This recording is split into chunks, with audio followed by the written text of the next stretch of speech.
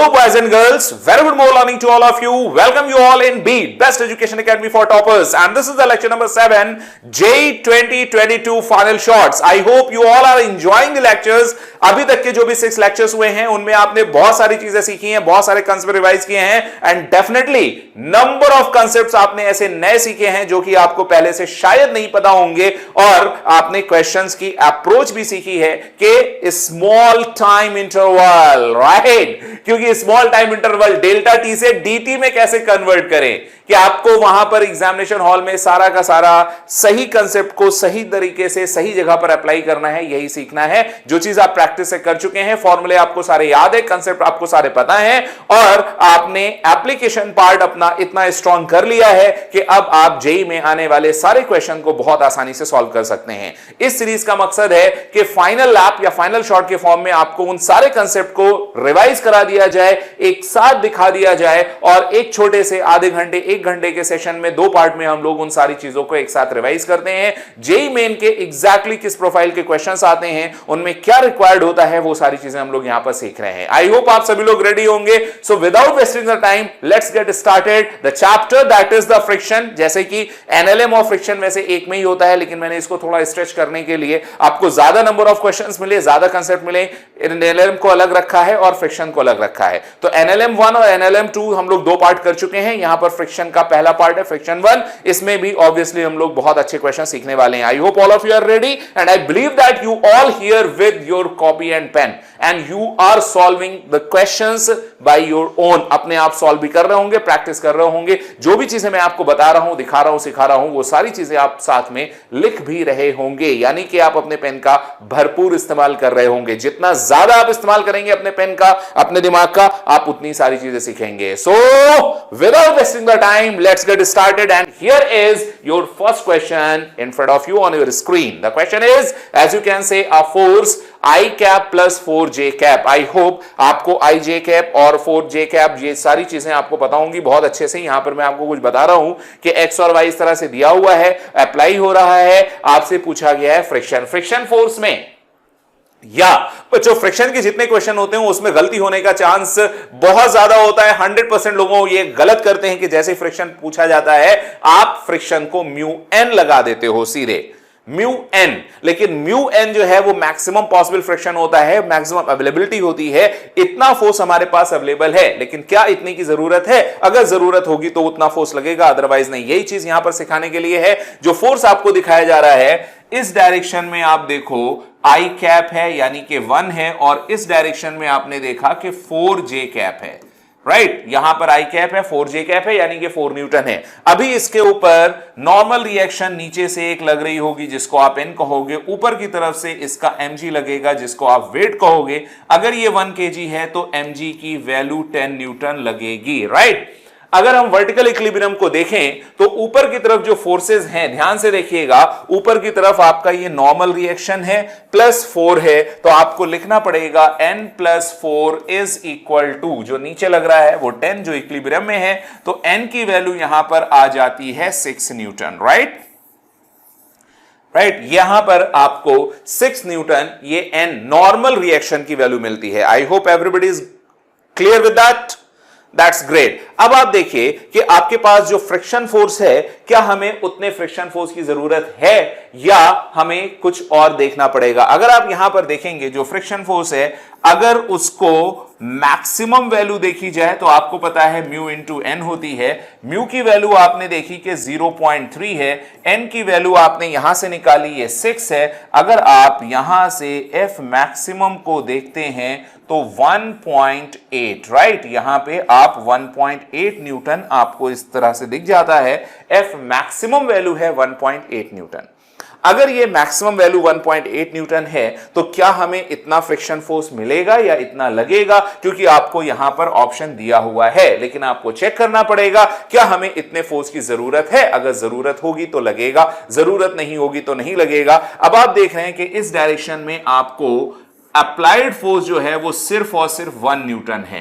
हमारे पास अवेलेबल तो इतना है, लेकिन जब अप्लाइड 1 न्यूटन ही हो रहा है तो हमें 1 न्यूटन ही फ्रिक्शन को अपोज करने के लिए मिलेगा। यानी करेक्ट आंसर आपका ए होगा, बी नहीं होगा। इस बात को ध्यान रखिएगा।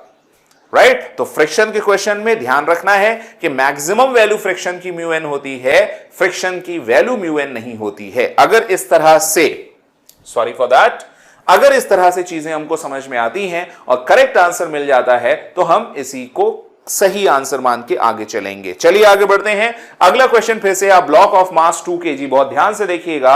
अ block of mass 2 kg slides down incline plane of inclination दिया है 30 डिग्री। Coefficient of friction between the block and the inclined is 1/2.5। उसको कह रहे हैं the contact force between block, बहुत ध्यान से सुनिए, contact force between block and plank, right. अभी ध्यान से देखिए, आपने कहा है slides down incline plane, coefficient of friction दिया हुआ है 2 kg। तो सबसे पहले हम लोग क्या करेंगे, इंक्लाइन प्लेन बनाएंगे। इंक्लाइन प्लेन का इंक्लिनेशन क्वेश्चन ने कहा है हॉरिजॉन्टल से 30 डिग्री पर है, बहुत अच्छी बात है। Is that okay? Contact force और फ्रिक्शन फोर्स दो अलग चीजें हैं। नॉर्मल कांटेक्ट होता है जिसको नॉर्मल रिएक्शन कहते हैं, टेंजेंशियल कांटेक्ट फोर्स होता है जिसको फ्रिक्शन कहते हैं। अगर जरूरत है तो उतना अप्लाई हो रहा है या नहीं ये भी आपको देखना पड़ेगा। अभी आपने कहा ये 2 kg है तो आप यहां से इस तरह से 2 kg का ब्लॉक ऐसे बना सकते हैं। अब आप ये भी ध्यान रखिएगा कि अगर ये 2 kg का ब्लॉक है तो 2 kg का वेट यहां पर 20 न्यूटन लगेगा। इसका इस डायरेक्शन में फोर्स होगा वो होगा 20 sin 30। sin 30 की वैल्यू 1/2 होती है तो ये आ जाएगा 10 न्यूटन। 10 न्यूटन इसको इधर खींच रहा है। यहां पर आप देखेंगे तो इधर आ जाएगा 20 cos 30। cos 30 की वैल्यू बच्चों √3/2 होती है तो आप यहां इसको कर सकते हैं 10√3 न्यूटन, राइट। ये हो गया नॉर्मल रिएक्शन। ये इधर लग रहा है तो नॉर्मल रिएक्शन ऊपर लगेगा। तो नॉर्मल रिएक्शन की वैल्यू क्योंकि इस तरह से ये इक्विलिब्रियम में है, ना तो ये नीचे जा रहा है ना ऊपर जा रहा है, ये दोनों एक दूसरे के इक्वल होंगे, तो आप n और 10√3 को बराबर कर सकते हैं। यानी नॉर्मल रिएक्शन आपके पास 10√3 न्यूटन आ जाती है, राइट। क्लियर? अभी फ्रिक्शन फोर्स आपको दिया है तो फ्रिक्शन, पहले मैक्सिमम फ्रिक्शन देखें है कितना। मैक्सिमम फ्रिक्शन आपको पता है म्यू इंटू एन होता है। म्यू की वैल्यू आपको दी है 0.5 तो आप 1/2, और न्यूटन एन की वैल्यू आपको दी है 10√3 तो आप ऐसा कर सकते हैं कि ये 5√3 न्यूटन है और ये एफ मैक्सिमम है, राइट। आई होप ये बात आपको समझ में आई। 5√3 √3 है 1.7 तो यहां पर 8.5 के आसपास होगा, लेकिन नीचे की तरफ जो फोर्स लग रहा है वो 10 न्यूटन है जो कि ज्यादा है, तो यहां मैक्सिमम फ्रिक्शन फोर्स लगेगा और मैक्सिमम फ्रिक्शन फोर्स अपनी वैल्यू कितनी लिए हुए है 5√3 न्यूटन।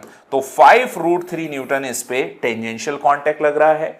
नॉर्मल कांटेक्ट अगर आप देखें ये 10√3 लग रहा है। अभी आपसे पूछा गया है the coefficient contact force between the block and plank. तो कांटेक्ट फोर्स का मतलब ये हुआ कि इस नॉर्मल रिएक्शन और इसका रिजल्टेंट, यानी ये जो नॉर्मल रिएक्शन है और ये फोर्स है, इन दोनों का रिजल्टेंट। तो अभी आपसे एफ कांटेक्ट अगर पूछा जाए तो आप कहेंगे रूट ऑफ, क्योंकि दोनों 90 डिग्री पर हैं इसलिए आप 90 डिग्री पे इसको जोड़ेंगे तो ये हो जाएगा 10√3 स्क्वायर प्लस इधर हो गया 5√3 स्क्वायर। तो यहां पे आ जाता है रूट ऑफ 10 का स्क्वायर 100, √3 का 3 तो 100 इंटू 3, सॉरी इसको 100 यहां पर 3 तो ये हो जाता है बच्चों 300 और यहां पे हो जाता है 5 का 25 और 3 तो 25 इंटू 3 75, ये आ जाता है √375। क्या अगला क्वेश्चन देखते हैं बच्चों। अगला क्वेश्चन यहां पर है, if force F is increasing with time, ध्यान से देखें, force F increasing with time at t = 0, force था 0।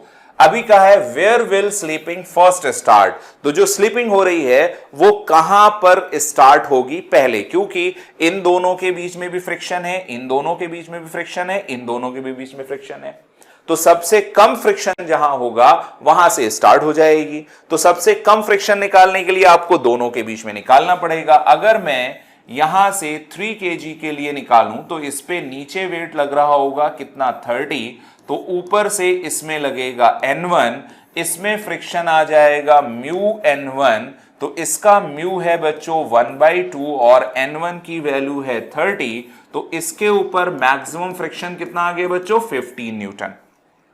Are you getting my point? बहुत ध्यान से देखिए सारी चीजें, 15 न्यूटन यहां पर है। अभी आप आगे बढ़ते हैं, अगर 2 के ऊपर देखा जाए 2, तो 2 के ऊपर तो 3 का भी वेट है और 2 का भी वेट है, 3 इंटू 2 कितना हो गया 5, तो ऊपर से इस पे लगेगा 50 न्यूटन, नीचे से इसके ऊपर N2 आया, ये 50 न्यूटन है।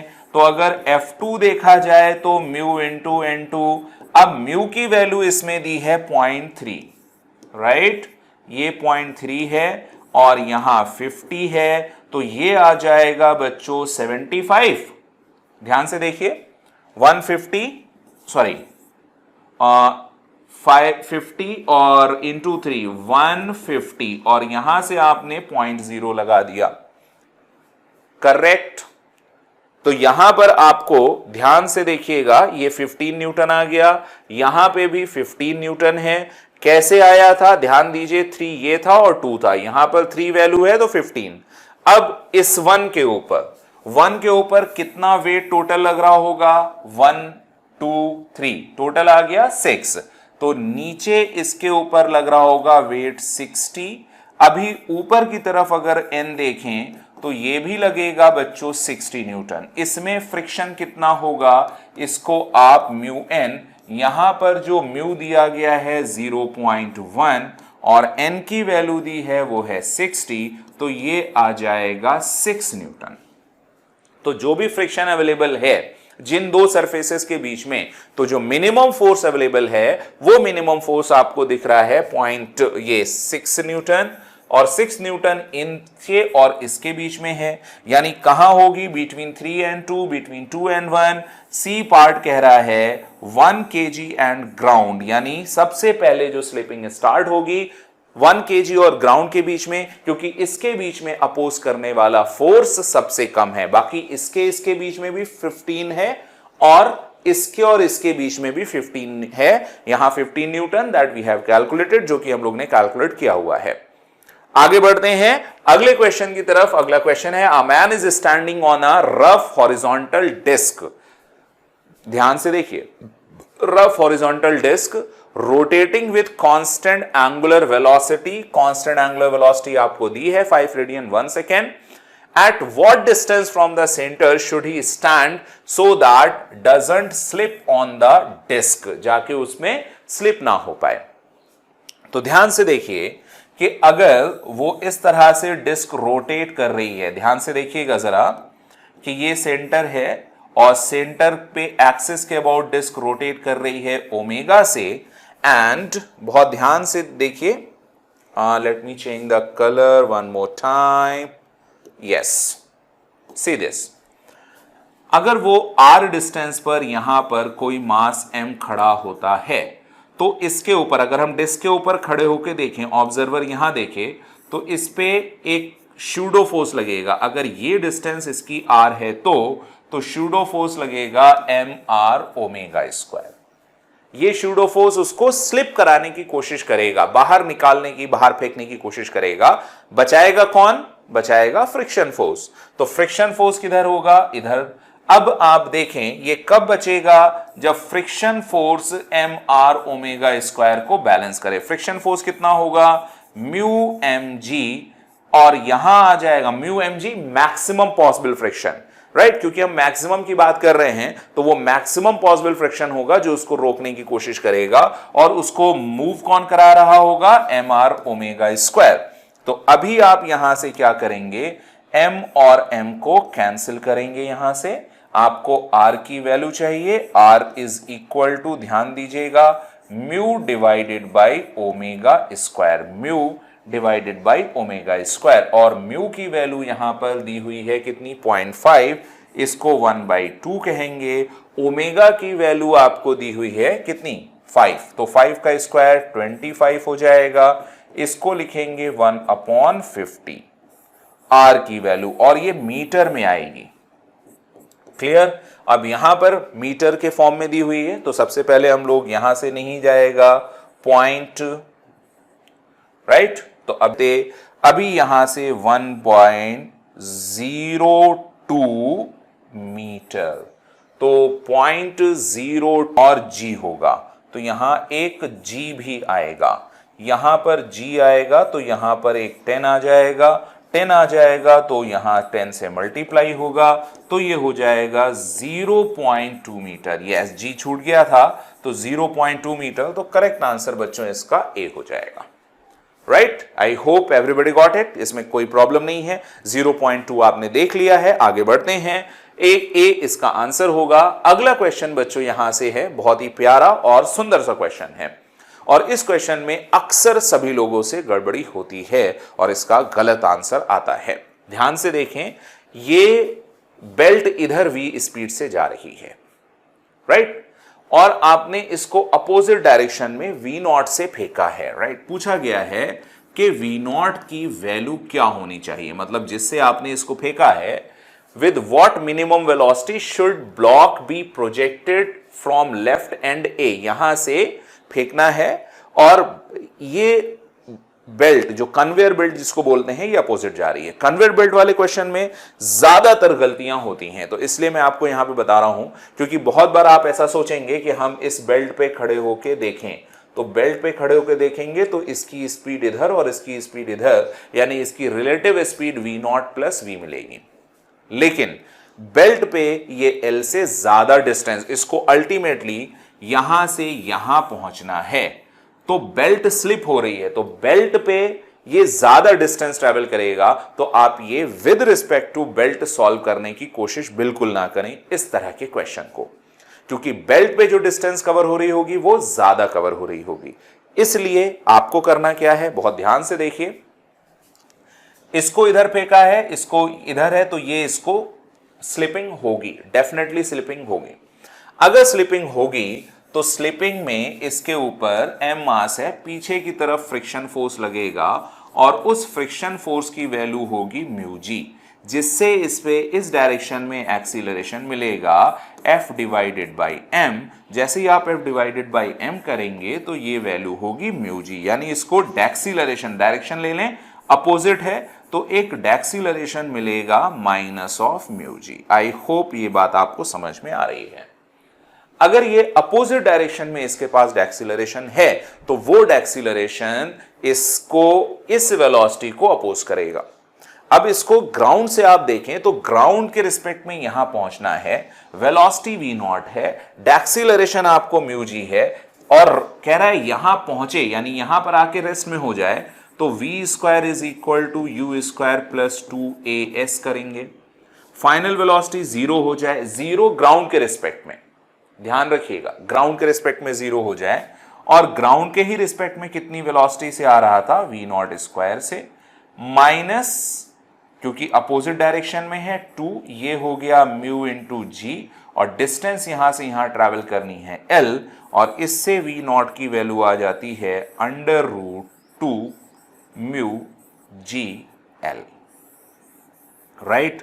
तो इसका करेक्ट आंसर आ जाता है √2 म्यू जी एल, और यही इसका आंसर है, जिसमें किसी तरह की कोई प्रॉब्लम नहीं होनी चाहिए। 2-3 बार इसको अच्छे से सोचिएगा, समझिएगा, फिर सॉल्व करिएगा और देखिएगा कि इसमें क्या कंसेप्ट सीखना आपको आ रहा है। आगे बढ़ते हैं। अगला क्वेश्चन ये रहा बच्चों, बहुत ही प्यारा सा, the blocks are in equilibrium, blocks are in equilibrium. Equilibrium का मतलब है कि जो भी फ्रिक्शन होगा, फोर्स होगा, उन सभी को कोई ना कोई बैलेंस करेगा। तो पहले देखते हैं इसमें फोर्सेस कौन से लग रहे हैं। पहला तो फोर्स ये 5G होगा, तो इधर फोर्स जो लगेगा वो 50 न्यूटन लगेगा, इधर 50 न्यूटन लगेगा, तो इधर इसके वेट का एक कंपोनेंट कितना लगेगा, इधर जो कंपोनेंट होगा वो होगा 10G sin 37, राइट। तो ये होगा 10G हो गया 10 sin 37 हो गया 3/5। ध्यान से सुनिए, राइट, sin 37। अभी आपने देखा कि यहां हो गया 5 × 2, 2 3 6, 6 × 10 60 न्यूटन। तो इस पे इधर जो फोर्स लग रहा है वो है 60 न्यूटन। आई होप आपको समझ में आ रही होगी बात। अभी ये अगर 60 न्यूटन नीचे लग रहा है तो इसको रोके रखने के लिए तो इसमें जो टेंशन हो सकती है तो टेंशन तो 50 न्यूटन होगी ताकि ये रोका रहे, और वो टेंशन इसको रोकेगी नहीं। अभी क्या इसके पास फ्रिक्शन फोर्स है भाई 0.5 है, तो फ्रिक्शन फोर्स सफिशिएंट होगा, और ऐसा कहा गया है कि रुका हुआ है, तो ये जो टेंशन होगी इस टेंशन को इसी के बराबर यानी 50 न्यूटन होना पड़ेगा, और ऊपर की तरफ बचा हुआ फोर्स कौन देगा? फ्रिक्शन, यानी फ्रिक्शन होगा 1 न्यूटन 10 न्यूटन, राइट। फ्रिक्शन की वैल्यू हो जाएगी इस पे 10 न्यूटन अप द प्लेन, ताकि 10 न्यूटन 50 न्यूटन दोनों मिलके 60 न्यूटन को बैलेंस कर लें। तो इसका करेक्ट आंसर आ जाता है बच्चों 10 newton up the plane. I hope इसमें किसी तरह की कोई प्रॉब्लम आपको नहीं होगी। Is that clear to all of you? That's great. बहुत ध्यान से समझिएगा कि फ्रिक्शन फोर्स की वैल्यू हमें निकालने की जरूरत नहीं पड़ी है, हमने यहीं से आपको सॉल्व करके अच्छे से दिखा दिया है कि इसकी वैल्यू क्या होगी। आगे बढ़ते हैं, अगला क्वेश्चन। ध्यान रखिए हर क्वेश्चन में आपको कुछ ना कुछ सीखने को मिल रहा है, इसलिए हर क्वेश्चन को बहुत ही बारीकी से समझें और सॉल्व करें। अगला क्वेश्चन ये है, two blocks are connected by a spring. बहुत अच्छी बात है। Combination suspended at rest from a string attached to the ceiling as shown in figure. The string break suddenly immediately after the string break. What is the initial downward acceleration of the upper block? तो पहले यहां देखते हैं अपर block 2m की FBD बनाते हैं। ऊपर इसके ऊपर टेंशन T होगी, इस पे नीचे एक मास लग रहा होगा कितना 2mg, और एक स्प्रिंग का फोर्स लग रहा होगा kx। अभी अपने को ये नहीं पता है kx कितना है। kx कैसे पता लगेगा? जो नीचे वाला ब्लॉक है इसका मास है 2m, नीचे वाले का ब्लॉक है मास का m, इसमें ऊपर kx आएगा वो mg के बराबर होगा, और नीचे इसका वेट mg लग रहा होगा। ये mg इसको इक्विलिब्रियम में करे होंगे, और फिर 2mg और ये kx कितना आया mg, तो ऊपर टेंशन होगी 3mg, तो ये इसको बैलेंस किए होंगे, right. So in equilibrium this is the case, right, as you can see. अभी क्या होता है, अचानक से immediately after the string break, ये स्ट्रिंग ब्रेक हो जाती है, ये टेंशन खत्म हो जाती है। अभी स्प्रिंग तो है ही, तो स्प्रिंग स्ट्रेच भी है, तो इसके ऊपर फोर्स जो टोटल लगेगा 2mg, और प्लस यहां से जो लगेगा kx is equal to mg। Mass इसका है 2m, नीचे की तरफ ये चलेगा a एक्सीलरेशन से। एक्सीलरेशन की वैल्यू mg और mg कितनी हो गई 3mg, और इसका टोटल मास कितना हुआ 2m, mm कैंसिल, a की वैल्यू हो गई 3g/2, और इस मीटर पर सेकेंड स्क्वायर, और इस तरह से ये यहां से मूव कर रहा होगा। तो 3g/2 कहां दिख रहा है? यहां दिख रहा है। इसको हम लोग इसी तरह से ऐसे डन कर सकते हैं। I hope no issues at all. आगे बढ़ते हैं। चलिए यहां पर ये सारी प्रॉब्लम समझ में आ गई आपको। आगे बढ़ते हुए अगले क्वेश्चन में देखते हैं। A block is projected upward and incline plane. ध्यान से सुनिएगा, अपवर्ड एंड इंक्लाइन प्लेन। कोशिश करिए कि हर एक जितने भी आप क्वेश्चन कर रहे हैं, जैसे ही आपके सामने क्वेश्चन आए आपके दिमाग में डायग्राम बन जाए क्वेश्चन पढ़ते ही, और आप फौरन उसको कॉपी पे ड्रॉ कर ले। देखिए यहां पे क्या है, a block is projected upward on an incline plane of inclination 37 degree along the line of greatest slope. Okay, mu is equal to 0.5 with velocity 5 meter. The block first stop at a distance from starting point. बहुत ही आसान सा question, I hope आप समझ पा रहे होंगे। यहां से इस एंगल को 37 दिया, यही ग्रेटेस्ट स्लोप वाली लाइन है, इसी को मूव किया जाएगा। अभी आपको देखना है ये, और ब्लॉक का मास नहीं दिया है। चलिए ठीक है, इसको हम लोग mg कर लेते हैं। अभी इसको अपोज कौन कौन करने वाला है ध्यान से देखें। एक तो इसका अपोज करेगा mg sin 37, राइट। बहुत ध्यान से सुनिएगा, mg sin 37, तो mg की वैल्यू हम रख देते हैं 10, sin 37 की वैल्यू हो गई है 3/5, यहां आ गया 2, 2 3 जा 6, तो 6m ये फोर्स हो गया 6m, ये फोर्स हो गया नीचे की तरफ, करेक्ट। फिर फ्रिक्शन, फ्रिक्शन कहां से आएगा, ये नॉर्मल रिएक्शन और इधर से एक कंपोनेंट होगा वेट का, कितना, ये होगा m into G into cos 37, cos 37 होगा 4/5, तो ये आ जाएगा 8m, राइट। नॉर्मल रिएक्शन की वैल्यू 8m हो गई। फ्रिक्शन फोर्स जो पीछे की तरफ लगेगा, ध्यान से देखें, ये फ्रिक्शन फोर्स हो जाएगा म्यू इंटू एन।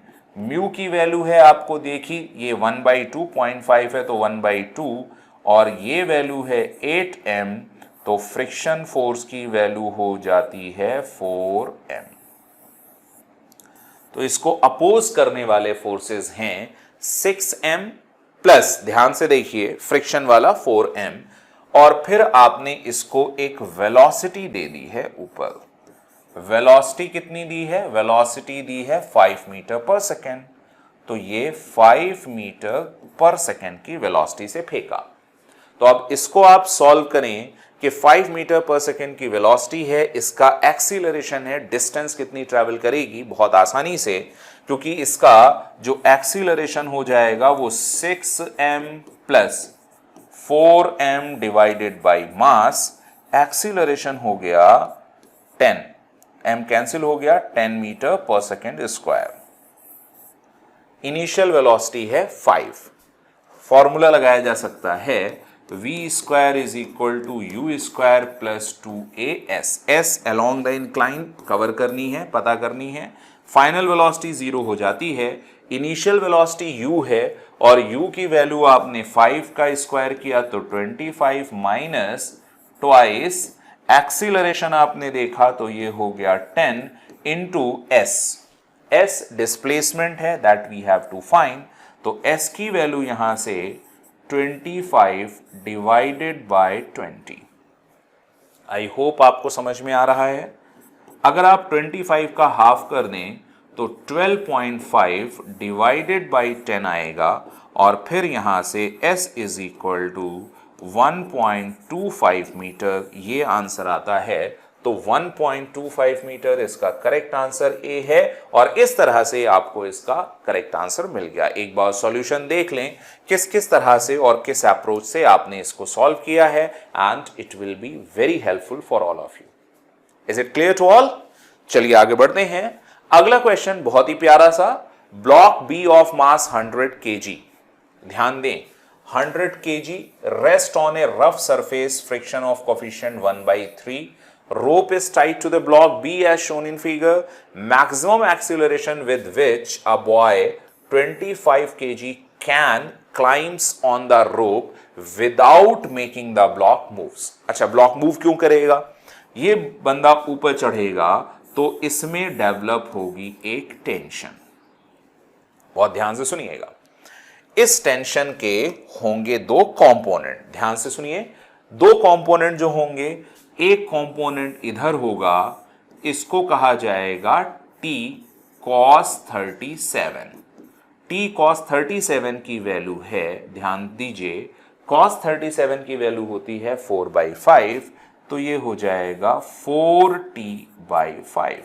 4t/5 इसको मूव कराने की कोशिश करेगा, और ऊपर जो होगा इसको आप कहेंगे t sin 37, तो t sin 37 3t/5, ये 3t/5 इसको ऊपर उठाने की कोशिश करेगा, राइट। तो सबसे पहले हमें मैक्सिमम t की वैल्यू निकाल लेनी है जो उसको मूव ना करने दे। अभी आप देखें, इस पे नीचे की तरफ जो फोर्स लगेगा 100 kg यानी 1000 न्यूटन, ये इसका वेट है, और ऊपर की तरफ नॉर्मल रिएक्शन लगेगा, तो आप क्या करेंगे, n प्लस 3t/5, ध्यान से देखें, n plus 3t/5 is equal to 1000। तो नॉर्मल रिएक्शन की वैल्यू आती है 1000 माइनस 3t/5। अभी आपको नॉर्मल n की वैल्यू मिल गई है। Are you getting my point? अब अगर ये n की वैल्यू है तो इससे फ्रिक्शन फोर्स आएगा। फ्रिक्शन फोर्स जो मैक्सिमम होगा वो होगा बच्चों म्यू इंटू एन। म्यू की वैल्यू है 1/3 और ये है 1000 माइनस 3t/5। अभी हम इसको मल्टीप्लाई करते हैं तो मैक्सिमम फोर्स की वैल्यू 1000/3 माइनस t/5 ये मिल गया है F मैक्स, जो इसको रोकने की कोशिश करेगा। रोकने की कोशिश अगर ये करेगा तो मूव कौन कराएगा? 4t/5। कब तक रुका रहेगा? जब तक के 4t/5 इक्वल हो इस मैक्सिमम के। इसको यहां लाते हैं, ये है 1000 divided by 3 minus t/5। t/5 इधर लग गया तो t/5 4t/5 ये आ जाएगा t। तो t की वैल्यू 1000/3 अगर होती है तब तक ये रुका रहेगा, स्लिप नहीं करेगा। t की वैल्यू अगर 1000/5 होती है, ध्यान से सुनिएगा।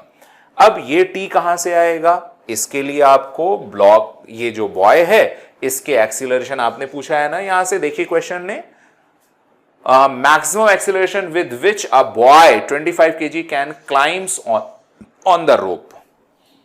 तो अगर ये 25 kg है तो इसका वेट नीचे 250 न्यूटन, ऊपर टेंशन T, ऊपर एक्सीलरेशन A से चढ़ना है। क्या इक्वेशन बनेगी इसके लिए? ध्यान से देखें, मैं कहीं और लिखता हूं, पेज भर गया है। T माइनस, ध्यान से देखिए, इस पे लिख लेता हूं, T माइनस 250, T माइनस, ध्यान से देखें इक्वेशन आई है T माइनस, और कितनी वैल्यू आई थी? नीचे कितना था वेट? 250, मास कितना है? 25, एक्सीलरेशन चाहिए A। T की वैल्यू आपके पास 1000 divided by 3 minus 250 is equal to 25A। अब आप इसको किस तरह से सॉल्व करेंगे? ध्यान से देखिएगा। 750 माइनस, ध्यान से देखिए, 1000 minus 750 divided by 3 is equal to 25A। यहां बचता है 250 इज इक्वल टू होता है 75A। क्लियर? और A की वैल्यू आ जाती है 250 डिवाइडेड बाई 75। कितना हो गया? 10/3 मीटर पर second square. So actually the correct, ध्यान से सुनिएगा, actually the maximum possible acceleration would be 10/3 metre पर सेकेंड स्क्वायर। अब इसको ध्यान से देखें, 10/3 मीटर पर सेकेंड स्क्वायर कहीं है अपने पास? यस, g की वैल्यू है 10, तो 10/3 ये होगा, यानी करेक्ट ऑप्शन आपके पास आ जाता है B. I hope there is no issues at all. B option आपने समझ लिया, आपने कंसेप्ट समझा, किस तरह से हमें क्वेश्चन देखना है, कैसे करना है, ये सारी बात भी आपको समझ में आई।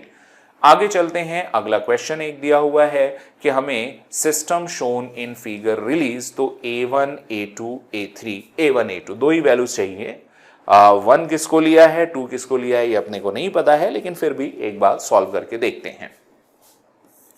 देखें, 2 kg है तो इसके ऊपर से वेट लगेगा 20 न्यूटन। यहां से नॉर्मल रिएक्शन N1 वो भी यहां से हो जाएगा 20 न्यूटन। अब इसमें मैक्सिमम कितना है? मैक्सिमम फोर्स F मैक्सिमम वो होता है म्यू N। यहां का म्यू आपने दिया है 0.2 यानी 1/5, ये है 20, आप इसको कर सकते हैं 4 न्यूटन, यानी इन दोनों के बीच में जो फोर्स है वो 4 न्यूटन का फोर्स है। जरूरत पड़ने पर वो 4 न्यूटन मिलेगा। अभी यहां पर कितना नॉर्मल रिएक्शन है? एक तो N1 होगा 20 न्यूटन और प्लस इसका वेट कितना हो गया? एक और हो गया 30 न्यूटन। तो यहां से हमें कितना नॉर्मल रिएक्शन N2 मिलेगा? 30 और 20, इसका मास कितना है 3, 30 और 20 कितना हुआ 50 न्यूटन। अभी यहां म्यू की वैल्यू आपको दी हुई है, तो यहां पर फ्रिक्शन कितना अवेलेबल है, बहुत ध्यान से सुनिएगा।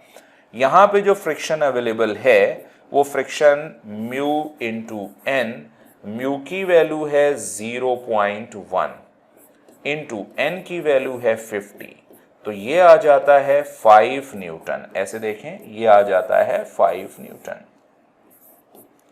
F की वैल्यू 5 न्यूटन। अब F की वैल्यू 5 न्यूटन यहां पर है, यहां से दोनों पे फोर्स जो लग रहा है 5 और 10 न्यूटन। बहुत ध्यान से सुनिए, अब 10 न्यूटन फोर्स आप इस पे लगाएंगे तो ये अपोज करेगा। कौन? क्योंकि यहां पे फ्रिक्शन कितना है 5 न्यूटन। तो जैसे ही आपने 10 न्यूटन लगाया, कलर चेंज करते हैं ताकि आपको समझ में आए, जैसे ही इसको 10 लगाया वैसे ही इस पे फ्रिक्शन ने अपोज करना शुरू कर दिया। कितना फ्रिक्शन लगेगा 5 न्यूटन। इस पे आप फोर्स कितना लगा रहे हैं, ध्यान से देखें, फोर्स इसमें लगा है 10 न्यूटन। क्लियर? अभी ये 10 न्यूटन है, ध्यान दें, ये जो 10 न्यूटन का फोर्स है ये इसको आगे मूव कराएगा, इधर से 5 न्यूटन अपोजिट डायरेक्शन में लगेगा, तो इस पे नेट फोर्स ऐसा लगेगा 5, आंसर 5/3, राइट, 5/3 होगा। तो 1 पॉइंट समथिंग आ रहा होगा। लेकिन एक और चीज है, क्योंकि इन दोनों के बीच में भी फ्रिक्शन है, इन दोनों के बीच में फ्रिक्शन को देखिए जरा, इन दोनों के बीच में फ्रिक्शन है 4 न्यूटन, और यहां पर आप इसके ऊपर फोर्स अप्लाई कर रहे हैं कितना 5 न्यूटन। क्लियर? तो जो 4 न्यूटन है वो इसको अपोज करेगा। जैसे ही इसको अपोज करेगा तो वो 4 न्यूटन फोर्स इसके ऊपर इधर लगेगा 4 न्यूटन, और इसके ऊपर इस डायरेक्शन में लगेगा 4 न्यूटन। तो इसका एक्सीलरेशन अगर आप देखें, इसको हम मान लेते हैं A1।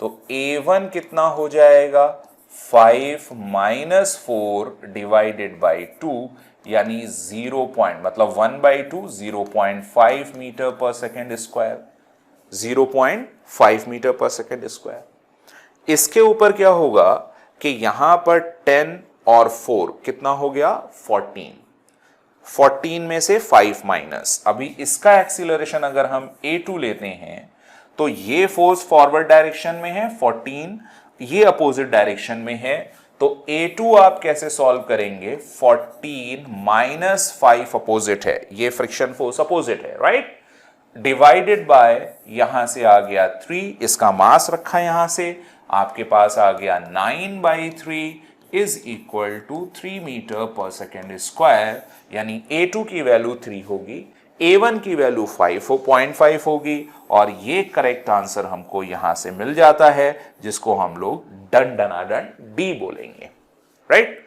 सो आई होप आपको दोनों चीजें मिल चुकी हैं, इसमें कहीं पे कोई प्रॉब्लम नहीं है।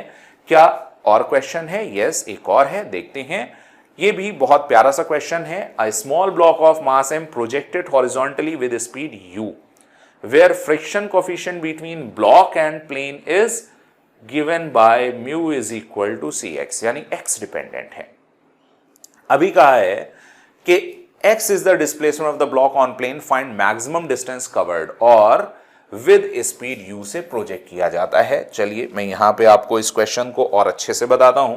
काफी कुछ वेरिएबल म्यू है, तो आपको अच्छा सीखने को मिलेगा और अच्छी चीज जानने को भी मिलेगी। आप देखें यहां से कि अगर ये एक प्लेन है और रफ प्लेन है, एंड इस रफ प्लेन में क्या है, एक ब्लॉक m है, इसको फेंका जाता है u स्पीड से, राइट। x डिस्प्लेसमेंट यहां से अगर x डिस्टेंस चलता है तो इस जगह यहां पर इस पे जो म्यू की वैल्यू होती है वो होती है cx। तो मान लीजिए जब वो यहां पहुंचा तो इसके ऊपर अपोजिट डायरेक्शन में फ्रिक्शन फोर्स लगा, और वो फ्रिक्शन होगा म्यू mg। अभी हम म्यू की वैल्यू cx यहां पे g रखते हैं, राइट, म्यू की वैल्यू रखी, और एक्सीलरेशन देखते हैं। तो एक्सीलरेशन होगा F/m, यानी cx, ये म्यू की वैल्यू हो गई, और यहां पर m और आया है, म्यू की value C X G M, तो C X G M divided by M, ये कैंसिल हुआ, एक्सीलरेशन हो गया c into G into X, और ये अपोजिट डायरेक्शन में है, तो हम इस एक्सीलरेशन को, इनिशियल वेलोसिटी को u ले लिया, एक्सीलरेशन को माइनस सी जी एक्स लिया, और आपसे पूछा है कि फाइनल वेलोसिटी 0 हो जाए, यानी कि ये स्टॉप हो जाए, ऐसा करने में इसको कितनी डिस्टेंस ट्रैवल करनी पड़ेगी। तो ऐसा करने के लिए आप सेम फॉर्मूला यूज करेंगे, कौन सा, v square is equal to u square plus 2as। तो सेम फॉर्मूले को हम लोग यहां यूज करते हैं, v square is equal to u square plus 2as। अब देखिएगा स्टॉप हो जाए तो v 0, इनिशियल वेलोसिटी u है, ध्यान दें इनिशियल वेलोसिटी u है, तो यहां पर हम u की वैल्यू u ले सकते हैं, लेकिन ये जो a है वो वेरिएबल है, वेरिएबल है तो आप इस इक्वेशन को यहां पर अप्लाई नहीं कर सकते, ये इसका इंपॉर्टेंट पॉइंट है, राइट। तो अब करना क्या पड़ेगा आपको कि आपको एक्सीलरेशन की वैल्यू में जो भी दिया हुआ है उसको सॉल्व करना पड़ेगा। आपको एक्सीलरेशन दिया हुआ है माइनस सी एक्स इंटू जी, इससे सॉल्व करना पड़ेगा, क्योंकि आपको v दी है, x पूछा है, तो a की टाइम पूछा होता तो a को आप लिखते dv बाई dt, यहां पे a को लिखना पड़ेगा v dv by dx, v dv by dx is equal to minus C X into G. अब आप ऐसा लिखेंगे कि v into dv is equal to minus C G X, ये हो गया dx। फिर आप इसको इंटीग्रेट करेंगे, इंटीग्रेट करने में इनिशियल वेलोसिटी थी u, फाइनल वेलोसिटी 0 हो जाए, इनिशियल डिस्प्लेसमेंट था 0, फाइनल डिस्प्लेसमेंट s हो जाए, इसको आप सॉल्व करेंगे, ये मिलेगा v square divided by 2, upper limit और लोअर लिमिट ऐसे लगाएंगे, माइनस यहां रहेगा, c और g कांस्टेंट आएगा, x का differentiation integration x square by 2, यहां से 0 से s। आई होप आप इस बात को पूरी तरह से समझ पा रहे होंगे। Then after what we can do, यहां से C G X square by 2 मिल रहा है। अभी हम लोग क्या करेंगे, यहां पे लिमिट रखेंगे, देखिए 0 upper limit minus lower limit, तो यहां से माइनस यू स्क्वायर बाई 2 मिलेगा, minus C G X square by 2, 2 से 2 माइनस से minus, U square is equal to C G X square. आपको एक्स स्क्वायर देखना है तो U square divided by C G, आपको एक्स पता करना है तो U divided by under root C into G, और इस तरह से ये आपका आंसर होगा, जिसमें आपको कोई परेशानी नहीं होनी चाहिए। So I hope all of you got it, बिना किसी परेशानी के। देखते हैं u divided by root C G, क्या अपने पास आंसर है u divided by root C G. Yes, we have the correct answer and we have done it. I hope आपको समझ में आया, कहीं पे कोई परेशानी नहीं है। तो यहां पर हम लोग ने फ्रिक्शन का पहला पार्ट सीखा है, बहुत सारे क्वेश्चन सीखे हैं, आप हर एक क्वेश्चन को अपने आप सॉल्व करिएगा। सेशन का टाइम खत्म होता है। आई होप आप हर क्वेश्चन से जो भी नई चीज सीखे हैं उनको अलग कॉपी में आप लिखेंगे और उसको रिवाइज करेंगे, और आपके फाइनल एग्जाम में वो बहुत काम आने वाला है। मिलते हैं अगले वीडियो लेक्चर में, तब तक के लिए bye bye, all the best, thank you.